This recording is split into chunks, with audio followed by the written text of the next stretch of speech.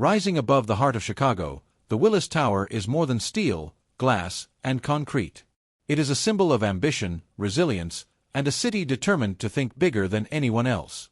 The story begins in the late 1960s, when the American retail giant Sears, Roebuck and Company needed a new headquarters.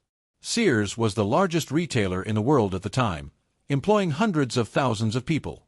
Their offices were scattered across Chicago, and leadership wanted to bring everyone together under one roof. But not just any building would do. Sears wanted the biggest building on Earth. To make that vision real, Sears hired architect Bruce Graham and structural engineer Fazlur Rahman Khan from the firm Skidmore, Owings and Merrill. What Khan proposed would change skyscraper design forever. Instead of relying on a traditional steel frame, he introduced the bundled tube system, 9 square tubes bound together, some stopping at different heights. This design dramatically increased strength, reduced wind sway, and made extreme height economically possible. Construction began in 1970.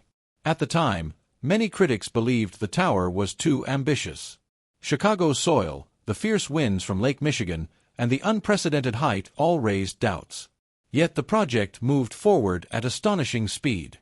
In just 3 years, the building rose floor by floor, transforming the skyline as it climbed. When construction finished in 1973, the Sears Tower stood 1,450 feet tall, with antennas extending it to 1,729 feet. It instantly became the tallest building in the world, surpassing New York's World Trade Center. That record would stand for 25 years, longer than any skyscraper before it. Inside, the tower was essentially a vertical city. It featured offices, restaurants, mechanical floors, observation decks, and enough infrastructure to support tens of thousands of workers every day.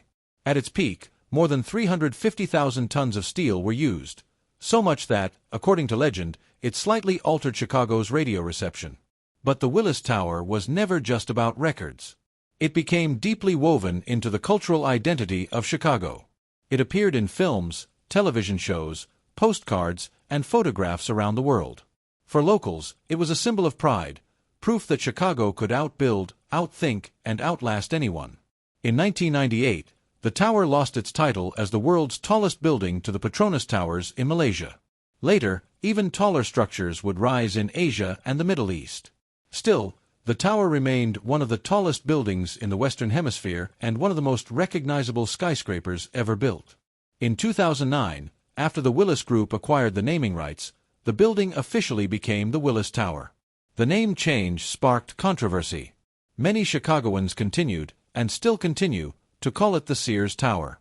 The debate itself became part of the building's story, reflecting the emotional bond between the tower and the city. One of the tower's most famous features is the skydeck, located on the 103rd floor. In 2009, it introduced the ledge, glass boxes extending 4 feet outside the building. Standing on them, visitors can look straight down at the streets below, more than a quarter mile beneath their feet. On clear days, the view stretches across 4 states, offering one of the most breathtaking urban panoramas in the world. Over the decades, the Willis Tower has undergone major renovations to modernize its interior and remain competitive in a changing city. New technology, energy-efficient systems, and redesigned public spaces have ensured that the tower continues to evolve rather than fade into history. Today, the Willis Tower stands not just as a former record holder, but as a landmark of engineering brilliance and human ambition. It represents an era when America raced toward the sky, and a city that refused to stay grounded. Tall, resilient, and unmistakable, the Willis Tower remains a powerful reminder that when vision meets innovation, even the sky is not the limit.